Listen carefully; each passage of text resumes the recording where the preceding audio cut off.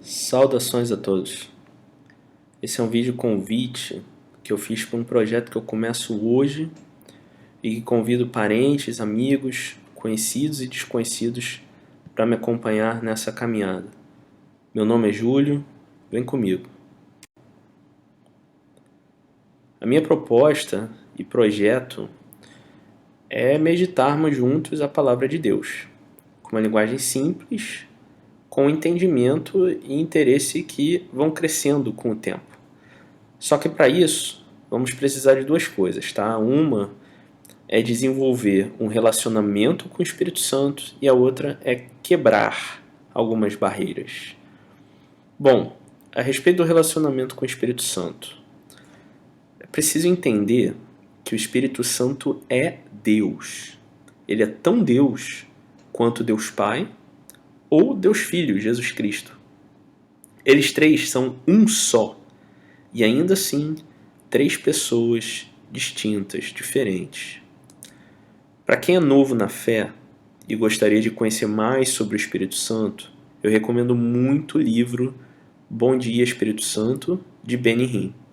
Tá? Eu vou colocar um link aqui para uma versão dele grátis, disponível na internet em PDF, tá bom? É muito importante para ter isso claro, como que funciona o Espírito Santo na nossa vida. Eu mesmo leio, já li várias vezes e cada vez que eu leio dá um impacto diferente em mim. E como eu disse antes, precisamos também derrubar barreiras. Agora, me acompanha no raciocínio a respeito de barreiras que precisam ser derrubadas. Só que para isso eu quero trazer algumas questões para poder exemplificar. A vida do cristão de hoje.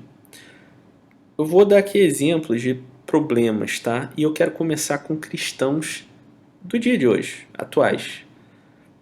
Então, o que eu vejo é que muitas pessoas ficam tristes com Deus.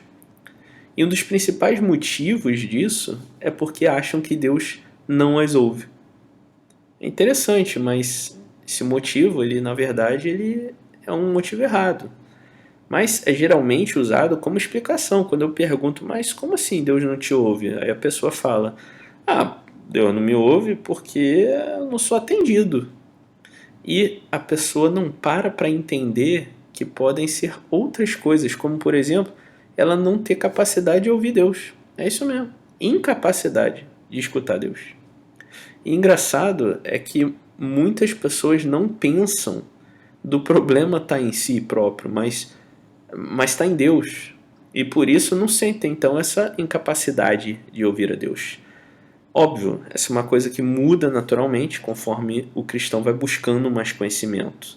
Então, por exemplo, quando lê essa passagem aqui dos Salmos, Salmos 138, versículos de 1 a 4, e, claro, para quem não está acostumado a ler Bíblia, talvez você pegue uma que você tem em casa ou no celular, você vai ver que talvez algumas palavras possam estar diferentes, ou até mesmo que a numeração possa estar aí como Salmos 139, por exemplo.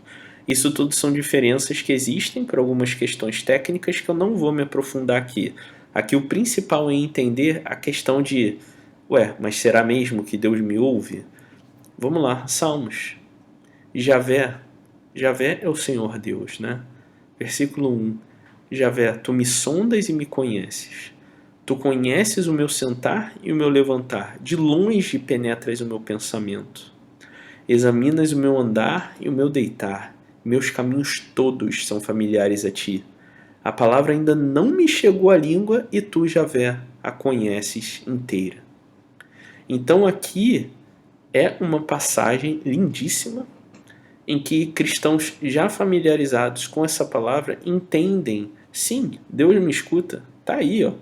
Antes mesmo de eu pensar em alguma coisa, a palavra ainda nem me chegou à boca e o Senhor Deus já sabe tudo o que eu tenho para dizer. É por isso, por exemplo, que não precisa, quando a pessoa está nova na fé, achar que precisa de longas orações complicadas, palavras bonitas, elaboradas. Não precisa. O Senhor Deus, ele sonda, ele penetra o teu coração, ele conhece teus pensamentos. Então, quando você pensar em algo, fala aquilo que você pensa para Deus.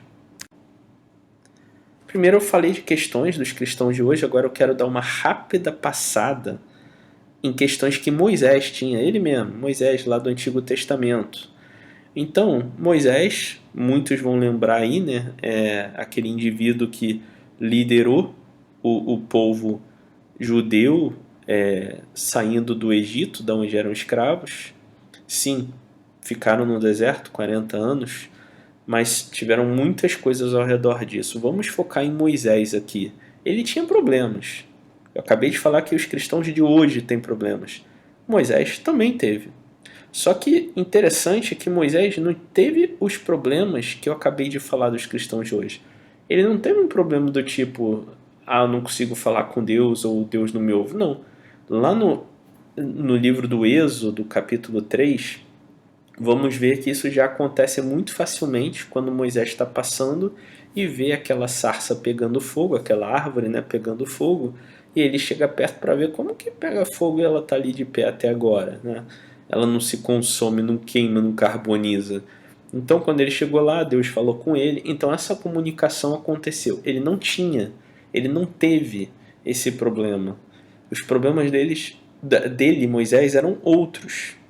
E aqui eu elenquei dois problemas. Um é que ele liderava muita gente e o outro é que Deus se irritou profundamente com ele. Isso tudo você vai ver quando ler o livro do Êxodo, mas eu aqui tirei alguns trechos para poder pintar essa figura. Então, no Êxodo, capítulo 17, versículos 3 e 4, vemos aí um exemplo do que é um problema alguém liderar muitas pessoas. Olha só, versículo 3. Mas o povo tinha sede e murmurou contra Moisés, dizendo: Por que você nos tirou do Egito? Foi para matar de sede a nós, nossos filhos e nossos animais? Então Moisés clamou a Javé, dizendo: O que eu vou fazer com esse povo? Estão quase me apedrejando. Então aqui Moisés se esforçando para cumprir a missão que Deus deu para ele, nada fácil de liderar o povo por aqueles 40 anos lá perambulando, dando volta no deserto. Nem entrou, coitado, na terra prometida. Viu, mas não entrou. Mas teve aquele papel dificílimo de liderar o povo. Então liderar, gente, dá trabalho. Quem é chefe sabe o trabalho que dá. Ou quem tem um chefe sabe o trabalho que o chefe tem. Então, trazendo para o dia de hoje, o problema que Moisés teve naquela época é esse. Então, liderança é um problema sério. Não, de novo, o problema dele não era falar com Deus, não era escutar Deus. Eram outros. E vamos falar agora do processo que levou a Deus se irritar com Moisés. Eu vou tentar falar aqui rapidamente. Por favor, leia os capítulos 3 e 4 lá do livro do Êxodo para você entender direitinho. Mas basicamente aí nesse versículo 1 do capítulo 4, vemos que Moisés replicou: E se eles não acreditarem em mim, nem fizerem caso, dizendo: Javé não apareceu a você. Javé é o Senhor Deus, né? Então Moisés aqui está preocupado porque Deus falou, né, Moisés, você é o cara, você tem essa missão, você vai adiante do meu povo, é você, cara. E aí ele vem com essa pergunta: mas se não acreditarem em mim, Senhor? E aí você vai ler lá no capítulo 4 que Deus fez várias coisas. O cajado de Moisés virava serpente, depois virava cajado de novo, a mão dele ficava leprosa, depois ficava boa de novo, jogava a água do rio Nilo lá na terra seca e virava sangue. Mesmo assim, Moisés não queria aceitar a missão dele. Vou dar aí mais 2 versículos para ter uma ideia aí desse problemão que Moisés arrumou para ele, de Deus se irritar com ele.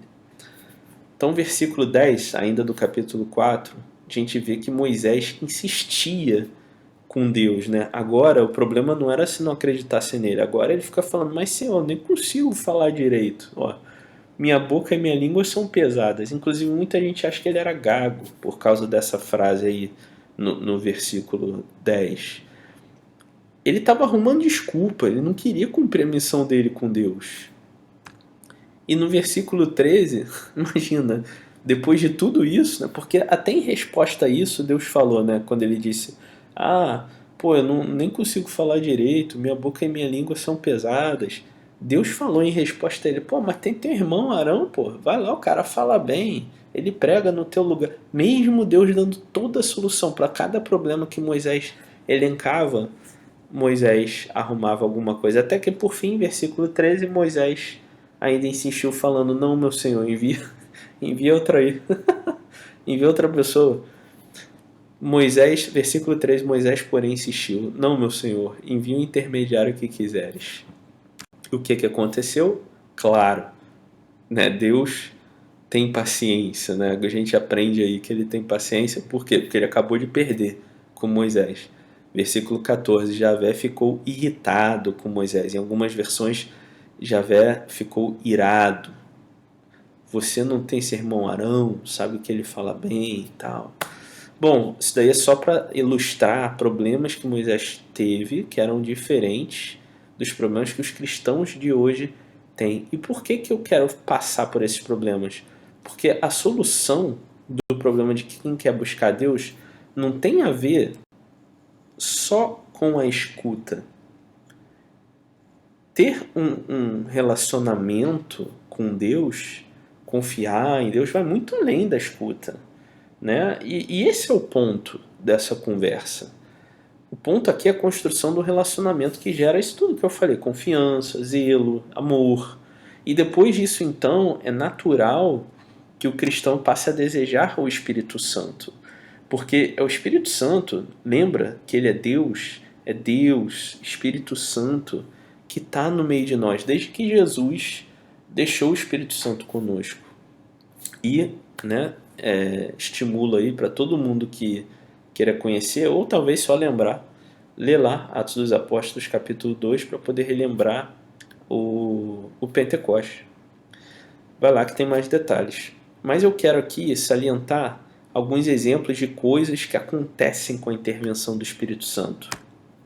Pedro, um cara medroso, negou a Jesus 3 vezes, como sabe.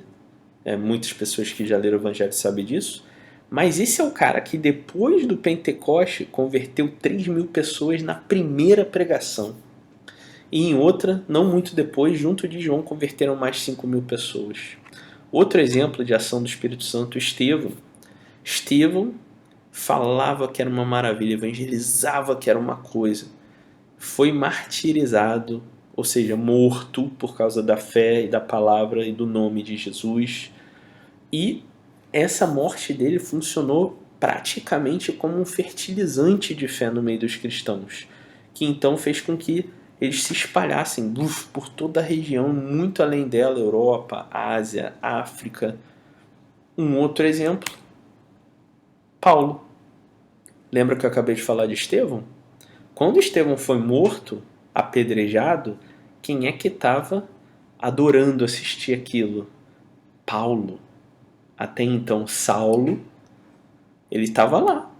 Isso mesmo, Paulo de Tarso ficou assistindo, achando muito legal Estevão ser martirizado, porque ele tinha ódio por cristão. Até que, intervenção direta de Jesus Cristo, ele, então, Paulo de Tarso, por ação ali diretíssima e depois por obra do Espírito Santo, que é quem está na terra hoje nos consolando, nos ajudando e agindo e curando e fazendo tudo o que faz, lá conforme está na Bíblia. Então ele mudou, ele passou de ser um perseguidor a um apóstolo, né? E terminou sua vida também como mártir por amor ao Evangelho de Jesus Cristo, escreveu mais da metade dos livros do Novo Testamento, é um pilar da igreja nos dias de hoje. E aí eu quero falar a respeito do conhecimento da Bíblia. Qual que é a importância disso? Bom, vou dar um exemplo de quão importante é para uma palavra que foi dirigida aos sacerdotes, que eles eram os líderes do povo naquele tempo do profeta Oséias. E o que falou o Senhor Deus? O meu povo está morrendo por falta de conhecimento. E aqui Deus não gosta nada disso. Ele diz que porque você rejeita o conhecimento, eu também te rejeitarei como meu sacerdote. Você esqueceu a lei do seu Deus e eu também te esquecerei. Esquecerei os filhos de você, os seus filhos. Uma outra passagem, Oséias. capítulo 6 agora, antes eu falei capítulo 4, agora capítulo 6, versículos 4 a 6. Então aqui 2 pontos interessantíssimos. O primeiro aqui no versículo 4 é que ele diz aqui, né, o que farei com você, Efraim? O que farei com você, Judá, né, as tribos lá de Israel? O que farei com você? O amor de vocês não dura nada. Deus explica, o amor de vocês é como a neblina da manhã, como o orvalho que logo cedo se evapora. E aí depois eu até frisei ali no versículo 6, que Deus diz que não quer sacrifício lá dos sacerdotes. Ele quer amor. Ele quer conhecimento de Deus. Olha que importância conhecer a palavra de Deus. Então, recapitulando, você vai lembrar que eu falei muito da palavra de Deus e do Espírito Santo. Mas qual que é a conexão? Bom, primeiro, precisa entender que é por etapas, né? Tudo começa dedicando tempo. Isso é um relacionamento. É preciso passar tempo para poder amadurecer, para criar esse relacionamento. É como um namoro que primeiro você vê a pessoa um tempinho, depois você quer ver aquele dia fixo na semana, passa para 2, inclui fim de semana, até que você quer casar. Porque o relacionamento é assim que acontece quando dá certo. E o relacionamento ele amadurece quando nós conhecemos mais sobre Jesus Cristo e o seu evangelho.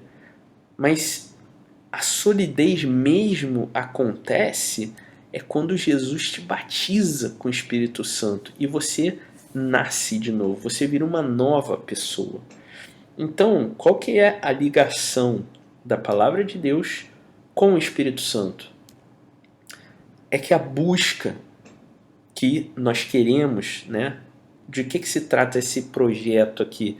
É conhecer o Espírito Santo, porque é através dele que nós temos acesso a Jesus Cristo e a Deus Pai. Isso tudo por meio da palavra. É como São Paulo falou lá, a fé ela vem pelo ouvido, né? Ouvindo pregação. Tem que ter alguém que mostre a palavra de Deus. Então corra atrás da palavra de Deus. E como que vão acontecer essas meditações que eu vou fazer em cima da palavra de Deus? Bom, eu quero usar um método que eu particularmente gosto muito. Eu digo que não só recomendo, mas eu comprovo que funciona muito bem. E tem esse livrinho aí que ensina o método, a Bíblia no meu dia a dia, do Monsenhor Jonas Abib, lá da Canção Nova. Procurem aí, ele é fininho, é barato, recomendo muito. E os pontos fundamentais dessa metodologia que o Padre Jonas, né, Monsenhor Jonas, estou velho, né, conheci ele da época de padre, né, esses 5 pontos fundamentais são esses aí. Né? Vamos pegar um capítulo da palavra e vamos identificar lá as promessas de Deus, as ordens de Deus para obedecer e o princípio eterno. Uma vez identificado isso, então vou trazer isso para mim, através desses 2 últimos pontos. Qual a mensagem de Deus para mim hoje e como que eu posso aplicar isso na minha vida? Trazer para a atualidade. A palavra é viva, não é para ficar lá como uma filosofia lá pegando poeira na estante. Não, como que eu aplico isso na minha vida hoje? O que Deus está falando para mim hoje? É uma escada, tá? É uma evolução, é um relacionamento. E eu vou querer partilhar algumas coisas. Eu quero focar mais em 2 desses 5 pontos. Tudo bem, a gente pode até dar uma passada no início pelos 5 pontos, mas eu quero realmente reforçar esses 2. Por quê? Porque é pessoal. E isso importa muito. Né? Os outros 3 pontos eles ajudam muito a gente a aprender mais sobre a palavra, mas assim, um intensivão de como trazer isso para a minha vida são esses 2 pontos aí. O que Deus está querendo falar comigo hoje? E como que eu aplico isso concretamente na minha vida? Para terminar, eu quero mostrar aí essa passagem do Senhor Jesus no livro de Marcos. Né? O Evangelho de Marcos é o 2º livro do Novo Testamento, primeiro Mateus, logo depois vem Marcos, capítulo 16, versículos 15 e 16 diz assim: Então Jesus disse-lhes: Vão pelo mundo inteiro e anunciem a boa notícia para toda a humanidade. Quem acreditar e for batizado será salvo. Quem não acreditar será condenado. Então, que Deus te abençoe e que você se esforce para cumprir a missão apostólica de evangelizar.